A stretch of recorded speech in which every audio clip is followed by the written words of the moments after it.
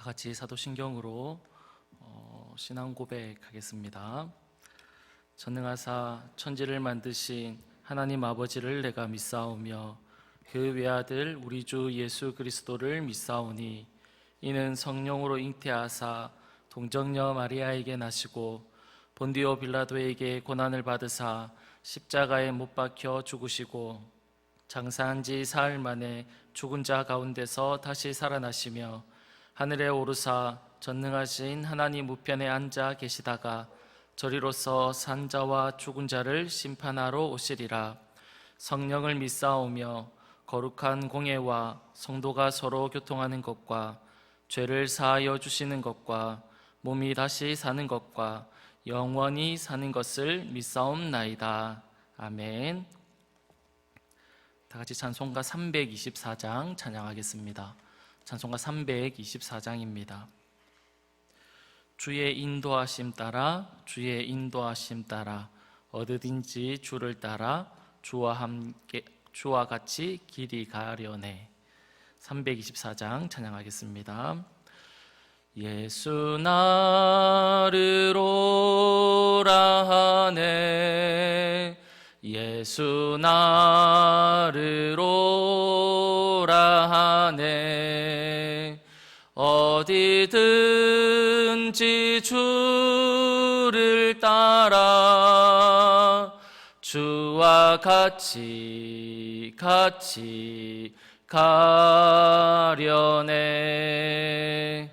주의 인도하심 따라 주의 인도하심 따라 어디든지 주를 따라 주와 같이 가려네 겟세마네 동산까지 주와 함께 가려 하네 피땀 흘린 동산까지 주와 함께 가려네 주의 인도하심 따라 주의 인도하심 따라 어디든지 주를 따라 주와 같이 가려네 심판하실 자리까지 주와 함께 가려 하네 심판하실 자리까지 주와 함께 가려네 주의 인도하심 따라 주의 인도하심 따라 어디든지 주를 따라 주와 같이 가려네 주가 크신 은혜 내려 나를 항상 돌보시고 크신 영광 보여주며 나와 함께 가시네 주의 인도하심 따라 주의 인도하심 따라 어디든지 주를 따라 주와 같이 가려네. 아멘. 이 시간 다 같이 하나님의 말씀을 보겠습니다. 하나님의 말씀은 요나서 3장 1절부터 10절까지 말씀입니다. 요나서 3장 1절부터 10절까지 말씀입니다. 돌이키시는 은혜라는 제목으로 말씀을 받겠습니다.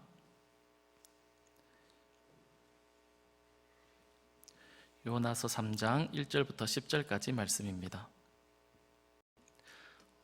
한 절씩 교독하겠습니다. 여호와의 말씀이 두 번째로 요나에게 임하니라. 이르시되 일어나 저 큰 성읍 니느웨로 가서 내가 내게 명령한 바를 그들에게 선포하라 하신지라. 요나가 여호와의 말씀대로 일어나서 니느웨로 가니라. 니느웨는 사흘 동안 걸을 만큼 하나님 앞에 큰 성읍이더라. 요나가 그 성읍에 들어가서 하루 동안 다니며 외쳐 이르되 40일이 지나면 니느웨가 무너지리라 하였더니 니느웨 사람들이 하나님을 믿고 금식을 선포하고 높고 낮은 자를 막론하고 굵은 베옷을 입은지라. 그 일이 니느웨 왕에게 들림에 왕이 보좌에서 일어나 왕복을 벗고 굵은 베옷을 입고 제 위에 앉으리라. 왕과 그의 대신들이 조서를 내려 니느웨에 선포하여 이르되 사람이나 짐승이나 소떼나 양떼나 아무것도 입에 대지 말지니 곧 먹지도 말 것이요 물도 마시지 말 것이며 사람이든지 짐승이든지 다 굵은 베옷을 입을 것이요 힘써 하나님께 부르짖을 것이며 각기 악한 길과 손으로 행한 강포에서 떠날 것이라. 하나님이 뜻을 돌이키시고 그 진노를 그치사 우리가 멸망하지 않게 하시리라. 그렇지 않을 줄을 누가 알겠느냐 한지라. 하나님이 그들이 행한 것 곧 그 악한 길에서 돌이켜 떠난 것을 보시고 하나님이 뜻을 돌이키사 그들에게 내리리라고 말씀하신 재앙을 내리지 아니하시니라. 아멘. 오래전에 영국에서 세계적인 종교학자들이 모여서 기독교가 다른 종교와 다른 점이 무엇인지에 대해서 토론을 했습니다. 그때 한 학자는 하나님이 사람의 몸으로 이 땅에 성육신한 사건을 기독교의 특징이다라고 그렇게 말을 했습니다.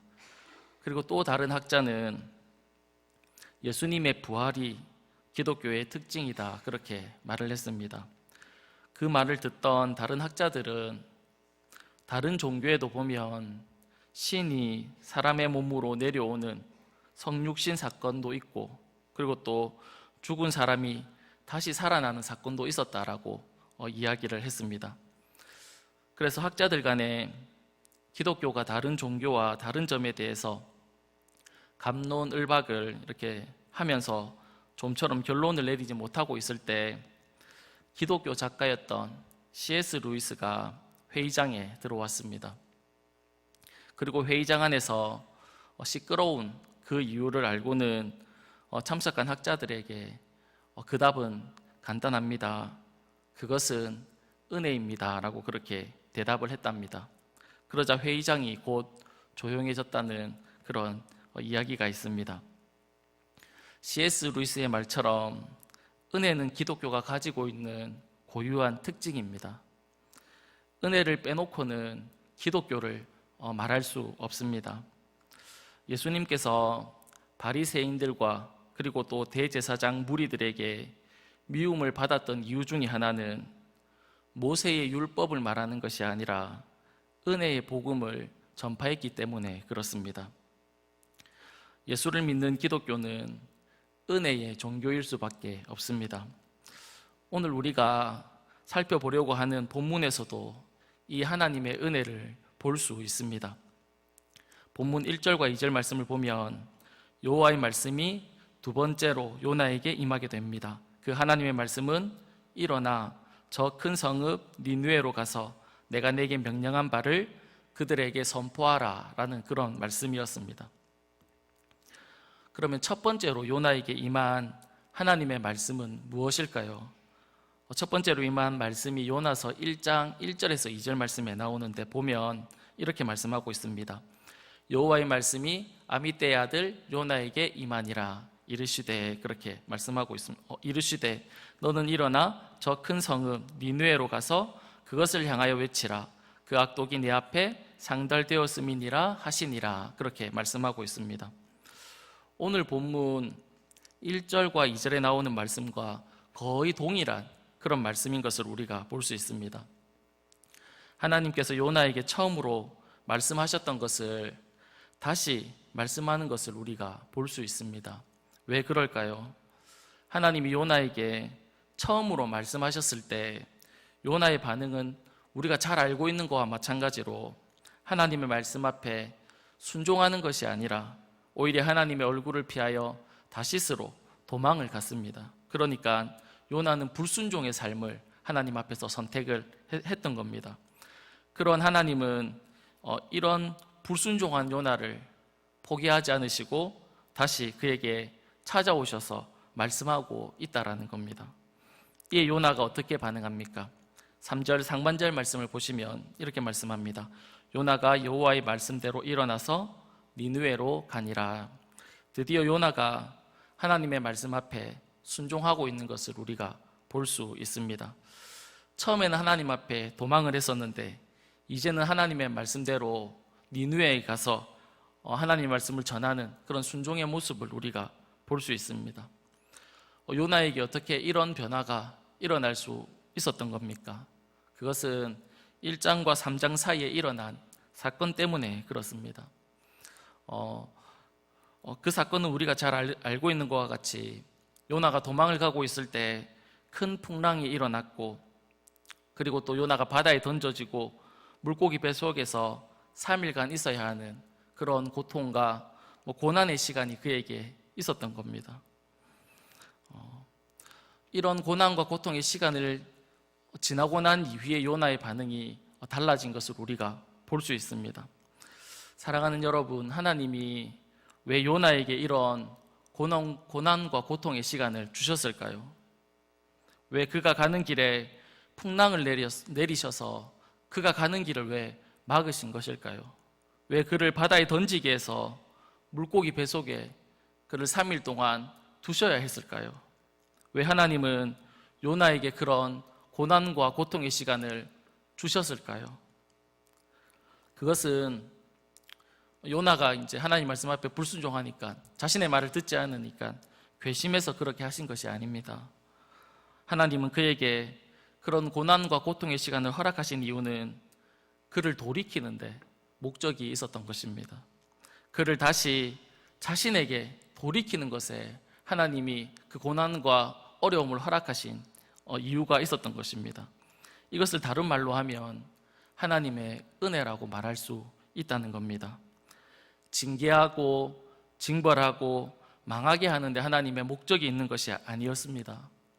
하나님의 목적은 우리를 하나님께로 돌이키는데 목적이 있다라는 겁니다. 사랑하는 여러분, 이것이 은혜입니다.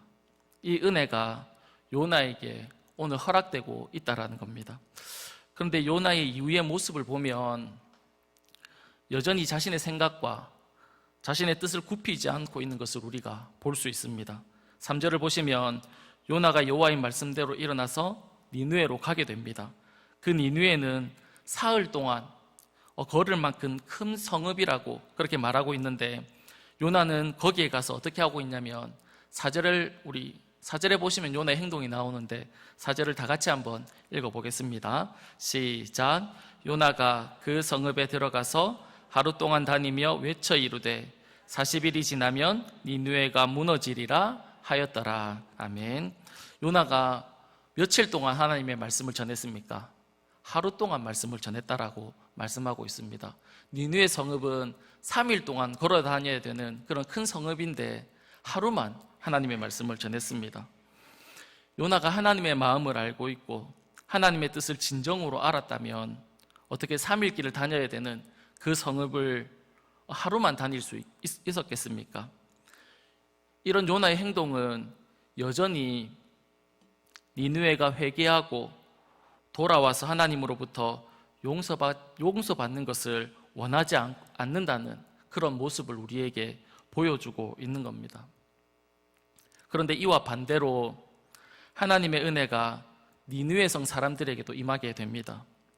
요나의 외침, 그 외침을 듣고 40일이 지나면 이 니느웨 성이 무너진다라는 그 요나의 이야기를 듣고는 그들이 회개하는 장면이 5절 이후로부터 이렇게 소개되고 있는데 5절 이후로 이렇게 쭉 보면 온 성의 모든 사람들, 높고 낮은 사람들을 막론하고 다 굵은 베옷을 입고 사람이나 짐승이나 아무것도 입에 대지 않고 하나님께 부르짖게 하고 그리고 악한 길과 손으로 행한 모든 강포에서 떠날 것을 선포하게 됩니다. 이로 인해서 하나님이 어떻게 하시냐면 10절입니다. 10절 우리 다 같이 한번 읽어보겠습니다. 시작. 하나님이 그들이 행한 것 곧 그 악한 길에서 돌이켜 떠난 것을 보시고 하나님이 뜻을 돌이키사 그들에게 내리리라고 하신 재앙을 내리지 아니하시니라. 아멘. 그들이 돌이킨 것을 보고 하나님이 내리려고 했던 그 재앙을 내리지 않고 그들을 용서해 주신 것을 우리가 볼 수 있습니다. 사랑하는 여러분, 불순종에서 도망가는 요나에게 하나님께서는 은혜를 베풀어 주셨습니다. 그럼에도 불구하고 요나는 여전히 자신의 생각과 자신의 뜻을 굽히지 않는 그런 모습을 볼 수 있습니다. 그런 모습을 하나님은 계속해서 요나를 돌이키려고 하고 있습니다. 4장을 보시면 또 4장에서도 우리가 살펴보겠지만 하나님은 그의 생각과 그의 마음을, 그의 태도를 계속해서 하나님께로 돌이키기 위해서 하나님이 계속해서 요나에게 이렇게 일하시는 것들을 우리가 4장에서 보게 됩니다. 또한 이방 나라인 니느웨도 하나님은 동일하게 은혜를 베풀어 주셔서 그들을 돌이키는 것을 우리가 오늘 본문에서 볼 수 있습니다. 사랑하는 여러분, 이 변함없는 하나님의 은혜가 우리의 삶에 늘 있다라는 것을 기억할 수 있기를 간절히 바랍니다. 우리가 하나님의 품에 있을 때에도, 우리가 그 하나님의 품을 떠나서 세상 가운데 방황할 때도 우리의 삶에 늘 이 하나님의 은혜가 있다라는 사실을 믿을 수 있기를 간절히 바랍니다. 그 은혜를 변함없이 베푸시는 우리의 삶에 변함없이 베푸시는 그 하나님의 은혜 앞에 늘 감사하며 살아가는 저와 여러분의 삶이 다 될 수 있기를 간절히 축복합니다. 다 같이 기도하겠습니다. 하나님 아버지 감사합니다. 우리를 향하신 변하지 않는 사랑과 늘 베풀어 주시는 은혜를 감사합니다. 우리가 깨닫지 못하고 알지 못할 때도 많이 있지만 그럼에도 불구하고 여전히 우리를 향하신 하나님의 그 은혜가 우리의 삶에 허락되는 줄 믿습니다. 그 하나님을 의지하고 신뢰함으로 오늘 하루도 하나님께서 기뻐하시는 삶을 살아낼 수 있도록 주님께서 은혜를 베풀어 주옵소서. 감사드리며 예수님의 이름으로 기도드립니다. 아멘.